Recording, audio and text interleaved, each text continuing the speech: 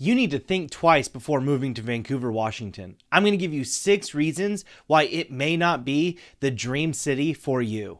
Hi, my name is Jesse Grover. I'm a local real estate agent here in Vancouver, Washington that helps tons of people buy, sell, or relocate in and out of the city. If you ever need to reach me, all my information is down in the description. You can call, text, or there's a Calendly link to book a one-on-one call on my calendar. Subscribe to this channel and you hit the bell notification for any updates and any new videos that I come out weekly about this channel. Have you been thinking about moving to Vancouver, Washington, but unsure about if it's going to be the right fit for you? Today, we're going to talk about the 6 reasons why it may not be a good fit to move to Vancouver, Washington. So let's get into it.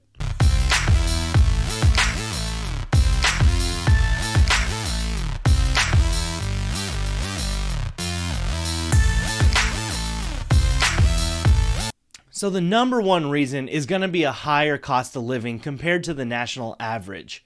Vancouver and Washington State are one of the 3 states on the West Coast, and historically were always more expensive to live on the West Coast than the rest of the United States. So let's get into my screen and I'll show you some numbers to compare. So overall, if you're looking at the USA, it has an average index score of 100. Washington, it says 121.9, and Vancouver slightly lower that at 118. The Washington score is going to be a little higher just because it's more expensive living in Seattle, Washington. Overall, it is just a little more expensive living here in Vancouver. So the big thing I wanted to touch on is the housing score. So we are almost double the average score, maybe a little under that, of the average house in the United States. So this site is telling us that the average price of a house is $290,000. The average price of a house here in Vancouver, Washington is $430,000. I actually think that the average home price here in Vancouver is going to be closer to that $450,000 mark. I was looking earlier today while making this video, and I only found 2 houses under $400,000 that are currently active right now in Vancouver. So utilities are definitely going to be cheaper here compared to other areas of the United States. That is really because here in Vancouver, we kind of have milder year-round temperatures, so our ACs aren't running. If anybody is using them, it's really maybe 2 months out of the year, and heating, it doesn't take a ton. And there's also, with solar movement, there's a lot more houses with solar now, so that index score is going to be lower. But overall, our transportation is going to be higher even to the rest of Washington State. That is because Vancouver is definitely a commuter city, and we're moving in. The people are commuting into Portland and other areas for work. And that's really going to touch on my second topic, is the traffic. There is a lot of traffic here in Vancouver during rush hour on the 2 main highways, I-5 and 205. That traffic is really based solely during rush hour going into Portland. Like I said before, it's really because a lot of jobs are down there. There's a lot more commuting of people that go to those areas.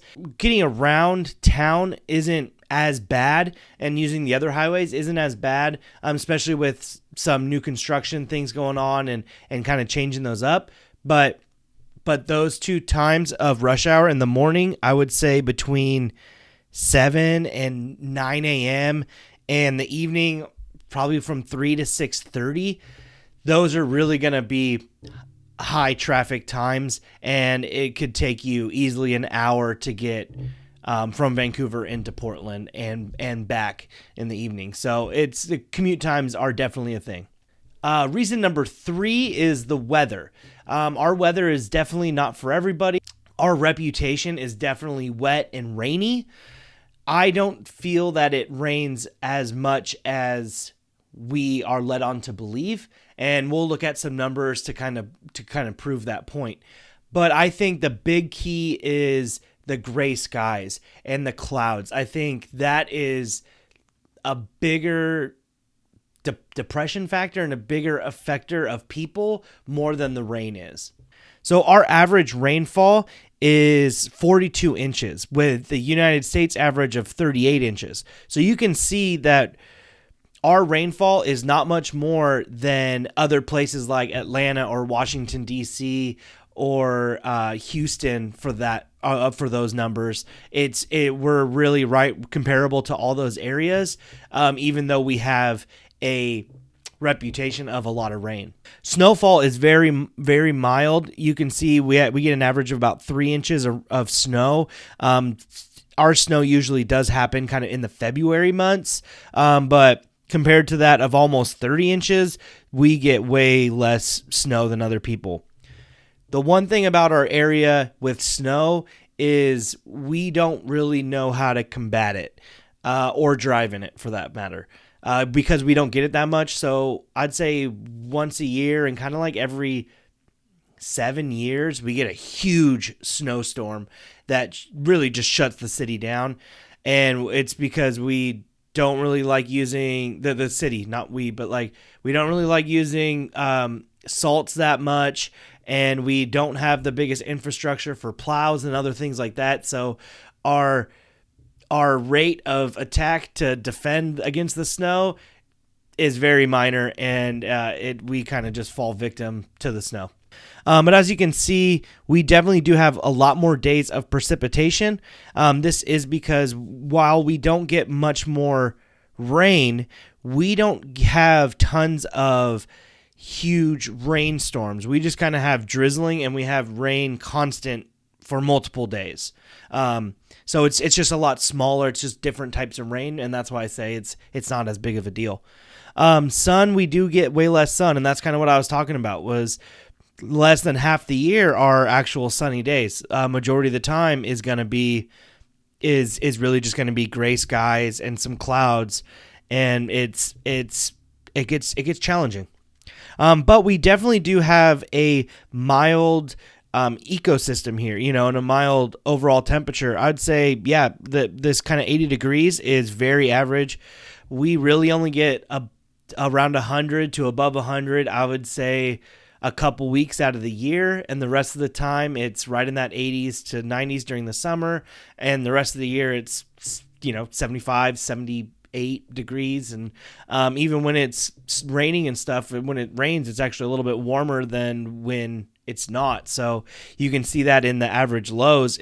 We never really get below freezing. It isn't as cold here, and it's just kind of more consistent and more mild throughout the entire year.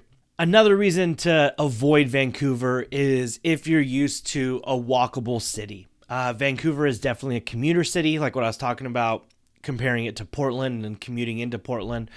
We have a small downtown, so down there you can really live and kind of walk to your towns and walk to your shops, walk to your work, stuff like that. But there's limited jobs down there, so you're definitely going to have a car. Really, anywhere you're living in the city, it's definitely designed to have a car and to drive around and to commute. It's not designed for the pedestrian person. Even on a bike, things are just spread out, and it's definitely an urban sprawl of a city where there's lots of suburbs, there's lots of houses, and there's mixed commercial use mixed in there, but we don't have the biggest mixed use spaces here in the city. Number 5 is definitely going to be our lack of entertainment and lack of nightlife. Being so close to Portland again, they have a lot of the nightlife down there. So they have a lot of bars, they have a lot of breweries, restaurants.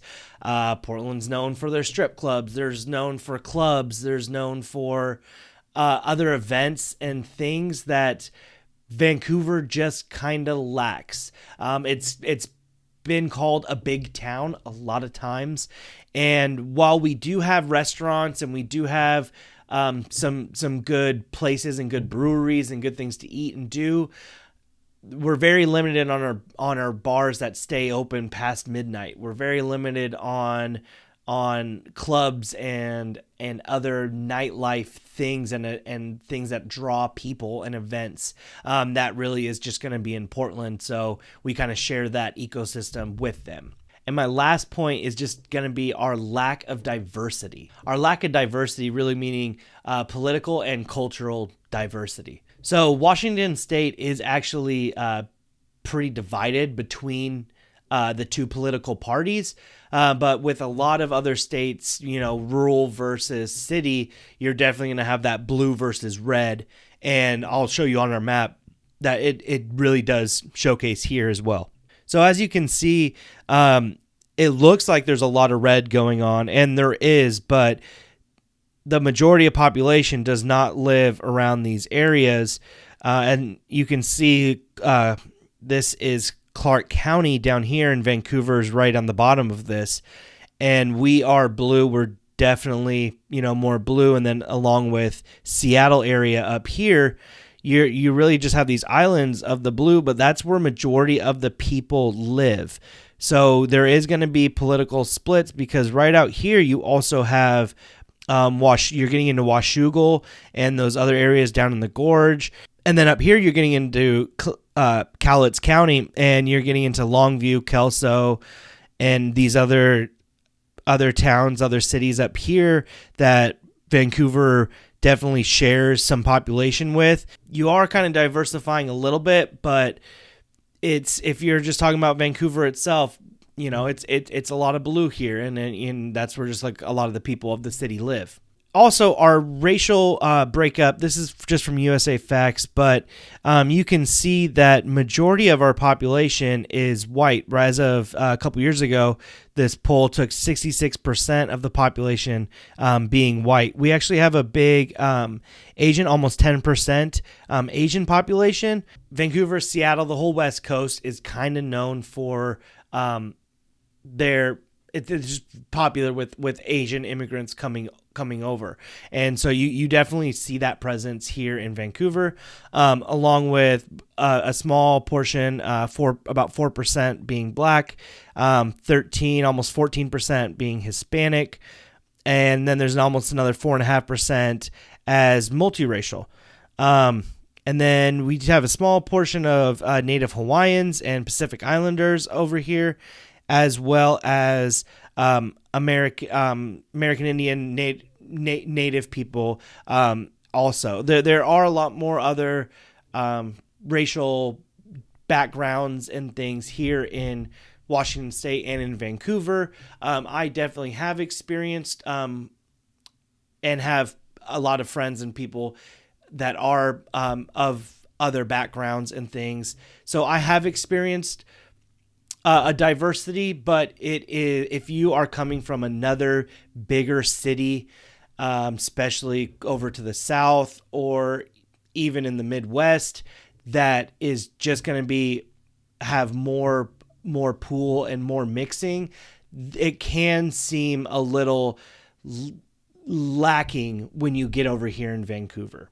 Not saying that we're not diverse, but compared to other areas, we can be less diverse. Thank you for watching this video. If this was helpful, please subscribe to the channel. Please like. There's a lot of things that you need to consider when moving to a new city. I just wanted to touch on these topics of why it might not be good for somebody relocating from another area, especially a big city, or coming from California or Midwest or anywhere, Texas, anywhere that there might be a little bit of cultural change when coming up to the Pacific Northwest and coming to Vancouver, Washington. So if you have any value, please like this video. Please subscribe to the channel. And again, I will see you in the next one.